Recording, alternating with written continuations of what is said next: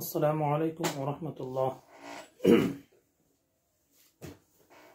नहमदुहु व नुसल्ली व नुसल्लिमु अला रसूलिल करीम, अम्मा बाद।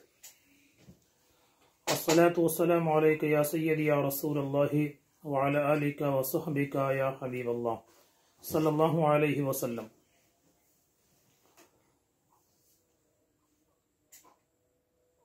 मुहम्मदुन बशरुन ला कल बशरी, मुहम्मदुन बशरुन ला कल बशरी बल याक़ूतुन बैनल हजरी। समझ सके ना जो राज़े अय्युकुम मिसली, समझ सके ना जो राज़े अय्युकुम मिसली, वो कम नज़र है किसी दीदावर की बात करो। अल्लाह अज़्ज़ा व जल ताजदार मदीना सल्लल्लाहु अलैहि वसल्लम के सदक़ा तुफ़ैल हम सब के ईमान की हिफाजत फरमाए। जिस वबाई बीमारी में आज पूरी दुनिया गिरफ्तार है, दाफ़े आफ़ात सल्लल्लाहु अलैहि वसल्लम के वसीले से अल्लाह इस परेशानी से, इस वबा से हम सब की और जुमला आलम की हिफाजत फरमाए, आमीन। आज ये 18वीं क्लास है। ख़ासकर इस मौजू के लिए क्लास नंबर 17 का अपने जहन में रखना ज़रूरी है। बहुत ही एक अहम सवाल है, बहुत एक अहम मौजू पर हमारी और आपकी गुफ्तगू हो रही थी। बशरियत मुस्तफ़ा, ताजदार मदीना सल्लल्लाहु अलैहि वसल्लम बशर हैं, आदमी हैं, तो किस तरह के बशर और किस तरह के आदमी हैं, इस मौजू पर हमारी गुफ्तगू चल रही थी। वक्त का लिहाज करते हुए मैं ज़्यादा लंबी चौड़ी तमहीद नहीं बांधूंगा। कल जहाँ तक आपने समाअत किया था, जहाँ तक आपने सुना था, उससे आज आगे बढ़ने की कोशिश करेंगे। कल हमने ये सुना था कि ताजदार मदीना सल्लल्लाहु अलैहि वसल्लम के जिस्म के एतबार से, उनके बॉडी पार्ट्स के हवाले से कुछ बातें हमने आपको सुनाई थी। तो मालूम हुआ कि हमारा जिस्म और उनके जिस्म में ज़मीन और आसमान से भी ज़्यादा का फ़र्क है। अल्लाह के हबीब सल्लल्लाहु अलैहि वसल्लम को जमा ही नहीं आती थी, हमें जमा ही आती है। ताजदार मदीना सल्लल्लाहु अलैहि वसल्लम अगर किसी बच्चे के सर पर हाथ फेर देते तो बच्चा खुशबू से सारा दिन महकता रहता था।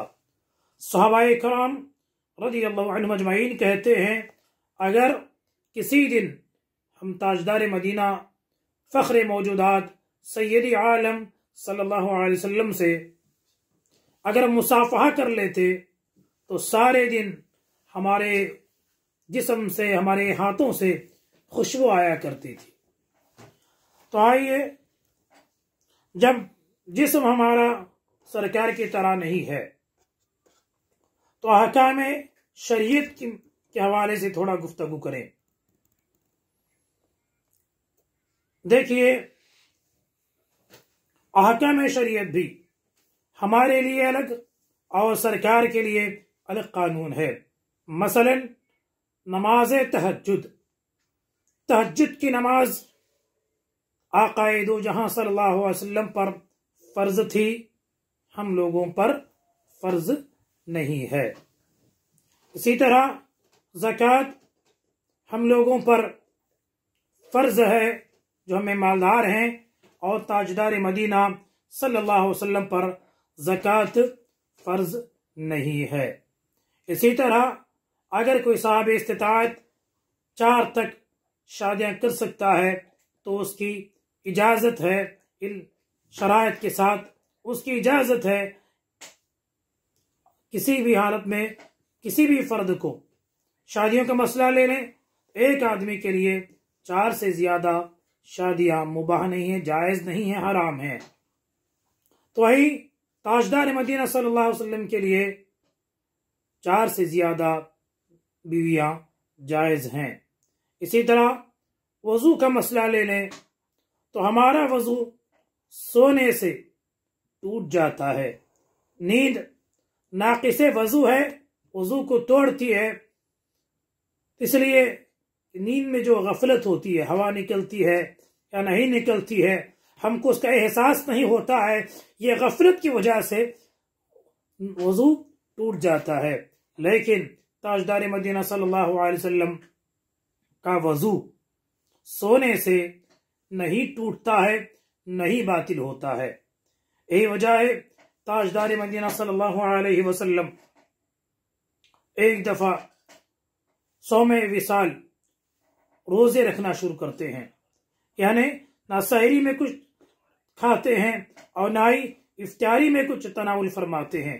सहरी भी नहीं, इफ्तारी भी नहीं, लगातार रोजे पे रोजा रखते जा रहे हैं। अल्हम्दुलिल्लाह, न तवानाई है, न कमजोरी है, न चेहरे पर उसके आसार दिखाई दे रहे हैं। जब सहाबाए कराम रज़ियल्लाहु तआला अन्हुम अजमाइन ने अपने हबीब सल्लल्लाहु अलैहि वसल्लम को इस तरह रोजे रखते देखा कि ना सहरी कर रहे हैं, ना इफ्तारी कर रहे हैं, पाबंदी के साथ रोजे पे रोजा रखते जा रहे हैं, तो सहाबाए किराम ने अपने हबीब के इस मुबारक अमल को उन्होंने अपनाया, उस पे उन्होंने अमल करना शुरू किया। चंद दिन गुजरे थे, 2-4 दिन में उनके चेहरे उतर गए, कमजोरी जाहिर होने लगी। तो ताजदार मदीना ने सहाबाए किराम से पूछा, अरे मेरे सहाबा, माजरा क्या है? दिन ब दिन तुम्हारी कमजोरी बढ़ती जा रही है। तो सहाबाए किराम रज़ियल्लाहु अन्हुम अजमाइन ने कहा, या रसूल अल्लाह सल्लल्लाहु अलैहि वसल्लम, जिस तरह आप रोजे रख रहे हैं, हम भी आपकी इत्तिबा में, आपके नक्शे कदम पर चलते हुए, आपके रोजों को देखकर हमने भी वैसे ही रोजे रखना शुरू किए हैं। तो हमारे रोजों की वजह से सहरी में कुछ भी नहीं, इफ्तारी में कुछ भी नहीं, इस तरह के रोजों ने हमें कमजोर कर दिया है। हमारे चलने और फिरने में कमजोरी लाहिक हो रही है। जब सहाबाए किराम रज़ियल्लाहु अन्हुम अजमाइन ने ये जाहिर किया कि हम ऐसे रोजे रख रहे हैं जिससे हम कमजोर हो रहे हैं, तो ताजदार मदीना फरमाते हैं, अय्युकुम मिसली, मेरे सहाबा तुम में से कौन है जो मेरी तरह हो? युतअनी रब्बी व युस्क़ीनी, मेरा रब मुझे खिलाता और पिलाता है। देखिए, किसी भी मसले में हम ताजदार मदीना के तरह उनके मिसल नहीं हो सकते हैं। और गौर फरमाइए, कुरान पाक में है, या निसा अन्नबी लस्तुन्ना काहदिन मिनन निसा, सरकार के अज़वाज मुतहरात उम्महातुल मोमिनीन के हवाले से उनकी अजमत बयान करते हुए कुरान में हम पढ़ते हैं, अय नबी की बीवियों, अय अज़वाज मुतहरात, तुम किसी औरत के मिसल नहीं। आप अंदाजा लगाइए, जब नबी के बिस्तरे नबुव्वत पर इस्तिराहत फरमाने वाली, नबी के बिस्तरे नबुव्वत पर आराम करने वाली खवातीन, अज़वाज मुतहरात दुनिया की किसी भी औरत की तरह नहीं है, तो सरकार दो जहां सल्लल्लाहु अलैहि वसल्लम हम में से किसी की तरह कैसे हो सकते हैं? आइए तायर सिदरा सैयदना जिब्रील अलैहिस्सलाम से एक दफा ताजदार अरब व अजम सैयद आलम सल्लल्लाहु अलैहि वसल्लम ने सवाल किया, अय जिब्रील, आपने तमाम नबियों का दरबार देखा है, अंबिया इकराम अलैहिस्सलाम की बारगाह में आप खुदाए कानून लेकर तशरीफ लाते हैं, बताइए मेरी तरह कहीं आपने देखा? आप गौर करें, सैयद मलाइका सैयदना जिब्रील अलैहिस्सलाम से आक़ाए दो जहां सल्लल्लाहु अलैहि वसल्लम सवाल कर रहे हैं, क्या तुमने कभी मेरी तरह किसी को देखा है? आक़ाए दो जहां सल्लल्लाहु अलैहि वसल्लम के सवाल पर हजरत जिब्रील कहते हैं, या रसूल अल्लाह सल्लल्लाहु अलैहि वसल्लम, मैंने मशरिक़ देखा है, मगरिब देखा है, शिमाल से लेकर जुनूब तक मैंने छान डाला है, तमाम नबियों का दरबार देखा है, लेकिन या रसूल अल्लाह आपकी तरह हमें कोई दिखाई नहीं दिया है। सरकार आला हजरत इमाम इश्क़ व मोहब्बत सैयदना आला हजरत फरमाते हैं, यही बोले सिदर वाले, यही बोले सिदर वाले चमने जहां के थाले, यही बोले सिदर वाले चमने जहां के थाले, सभी मैंने छान डाले तेरे पाए का न पाया, तुझे एक न एक बनाया, तुझे एक न एक बनाया। तो बताइए, जब ये वाज़ेह हो गया कि आकाम शरीयत हमारे वास्ते अलग है, सरकार के वास्ते उनके अलग हकाम है, और जिस्म के एतबार से भी वो हमारी तरह नहीं है, तो किस मसले में मुमासिलत है, बराबरी कहाँ है, इस पे हमें गौर करना है।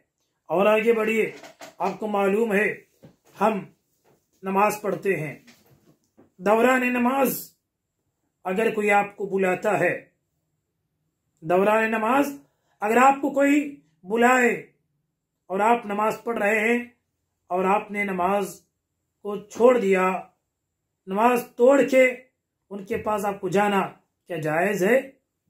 फर्ज नमाज में तो किसी भी सूरत में कोई भी बुलाए आप जा नहीं सकते हैं। रह गया आप नफल पढ़ रहे हैं और आपका पढ़ना आपके वालिदैन को मालूम नहीं है, ऐसी सूरत में उन्होंने बुलाया, आप जानते हैं कि मेरी उनको ज़रूरत है, तभी आप नमाज तोड़ के अपने माजूर और बीमार वालिदैन की खिदमत कर सकते हैं। लेकिन फ़र्ज नमाज के लिए रकात बांध लिया है, तब आप किसी के बुलावे पर हम नमाज तोड़ नहीं सकते हैं। अगर तोड़ी तो क्या करेंगे? नमाज बातिल हो जाती है, फिर दोबारा हमको शुरू करना है। अब आइए इस मसले में अपने आका का मकाम देखिए। सैयद आलम सल्लल्लाहु अलैहि वसल्लम का मनसब आप इसमें मुलाहिजा फरमाए। हुक्म है आप नमाज में हो, फर्ज नमाज आप पढ़ रहे हैं, 2 रकात हो चुकी है, 2 रकात हो चुकी है, ताजदार मदीना ने बुलाया तो फौरन सहाबाए कराम पर यह फर्ज था कि नमाज छोड़कर सरकार की बारगाह में जाना था। चले गए, 2 रकात पढ़ लिए थे, अब सरकार बुलाए, नमाज बीच में खत्म की, रुकू हो गया, क़ियाम से पहले बुलाया, सजदे से पहले चले गए, सरकार ने आपको यहाँ भेजा, मार्केट भेजा, मुख्तसर काम करवाया, बहुत सारी जिम्मेदारी आपके हवाले की, सारे काम करके आप वापिस लौटे। अब क्या करेंगे? जो नमाज पहले पढ़ चुके हैं उसे कंटिन्यू करेंगे, उसे मुकम्मल करेंगे, या शुरू से पढ़ेंगे? देखिए फरमाते हैं आप जहां तक पढ़ चुके हैं वो नमाज हो गई, बकिया जो बची है उसे पूरी करना है।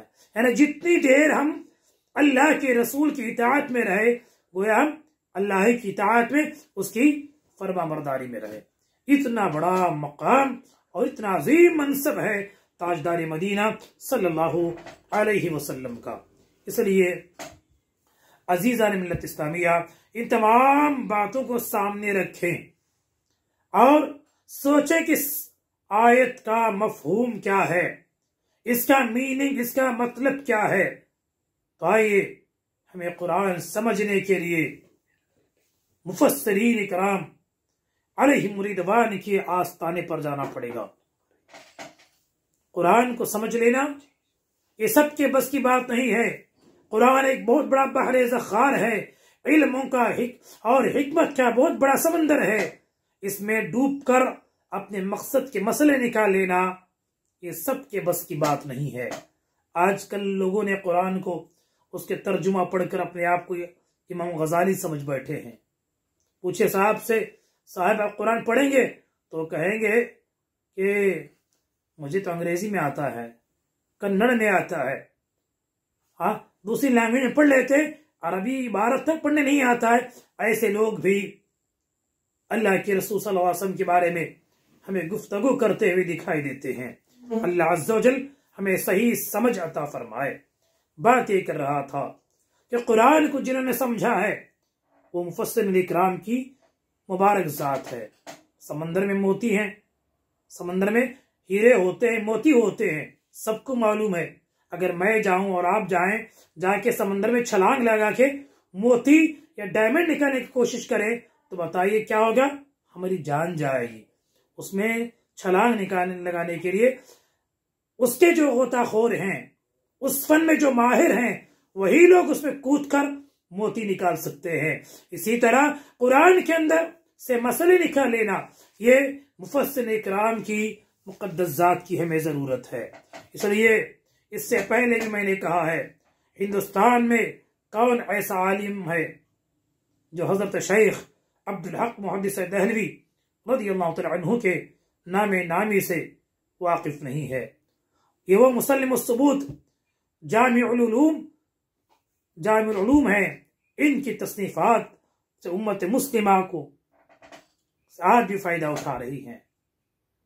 सरकार की सीरत के हवाले से बड़ी ही मोतबर और मुस्तनद किताबें हजरत अल्लामा शेख अब्दुल हक मुहद्दिस दहलवी रज़ियल्लाहु तआला अन्हु ने लिखा है। वो फरमाते हैं अपनी किताब मदारिजुन नबुव्वत में इस आयत के हवाले से, कुल इन्नमा अना बशरुम मिस्लुकुम युहा इलैया, दर हकीकत ये आयत मुतशाबिहातन, आयत क्या है, ये आयत मुतशाबिहात है। मुतशाबिहात इसका माना क्या है? देखिए कुरान पाक में अलिफ लाम मीम साद, अलिफ लाम रा हा मीम, हम कुरान में पढ़ते हैं। ये अल्लाह उसके महबूब के बारे में राज की बातें हैं। इसका माना क्या है कोई नहीं जानता है। मुफस्सिरीन छोड़िए, हजरत सैयदना जिब्रील अलैहिस्सलाम भी इसके माने और इसके मतलब को नहीं जानते हैं। उसे कहते हैं आयते मुतशाबहात, जिसका माना सिर्फ अल्लाह जानता है और उसके बताए उसके महबूब जानते हैं। इसी तरह हजरत अल्लामा शेख अब्दुल हक मुहद्दिस दहलवी रज़ियल्लाहु अन्हु इस आयत को आयते मुतशाबिहात में लिखकर करार देकर तमाम गुस्ताखों के मुंहों पर कुफुल लगा दिया है, ताला डाल दिया है, उनके मुंहों को लाक कर दिया है कि जिस तरह हमारे इस्लाम मीम का ज़ाहिरी माना नहीं ले सकते, मुराद नहीं ले सकते, इसी तरह कुल इन्नमा अना बशरुम मिस्लुकुम के भी ज़ाहिरी माने हम मुराद नहीं ले सकते। मसलन कुरान में है यदुल्लाह, अल्लाह का हाथ, वजहुल्लाह, अल्लाह का चेहरा। बताइए अल्लाह हाथ से पाक है, अल्लाह चेहरे से पाक है, लेकिन कुरान में खुद है कि यदुल्लाहि फौqa अयदीहिम, अल्लाह के लिए हाथ साबित हो रहा है, अल्लाह के लिए चेहरा और मुंह साबित हो रहा है। तो ये हम क्या कहेंगे, ये कुरान की आयत हक है, इसका माना अल्लाह जानता है, इस पे हमारा ईमान है। हम क्या तर्जुमा कर दें, यदुल्लाह, अल्लाह की कुदरत। इसी तरह आयत मुतशाबिहात बिन्नमा अना बशरुम मिस्लुकुम, ये अल्लाह अज़्ज़ व जल की तरफ से ये अल्लाह का कलाम है। इसके हकीकी माने अल्लाह जाने और अल्लाह के रसूल जानते हैं। इसलिए आइंदा मुफस्सिर तफसीर रूहुल बयान है, तफसीर जलालैन है, तफसीर कबीर है, इन तमाम मोतबर और मुस्तरद किताबों में इंशाअल्लाह सरकार के हवाले से क्या कहा है गौर करेंगे। इसलिए अजीज़ान मिल्लत इस्लामिया, सरकार दो जहां सल्लल्लाहु अलैहि वसल्लम, ये आयत मुतशाबिहात, इसका सही माना किसी को नहीं मालूम है। इसलिए इंशाअल्लाह इसमें क्यों कहने के हुक्म दिया गया है, इसमें इंशाअल्लाह कल हम आपको जरूर तफसील के साथ आपको बताने की कोशिश करते हैं।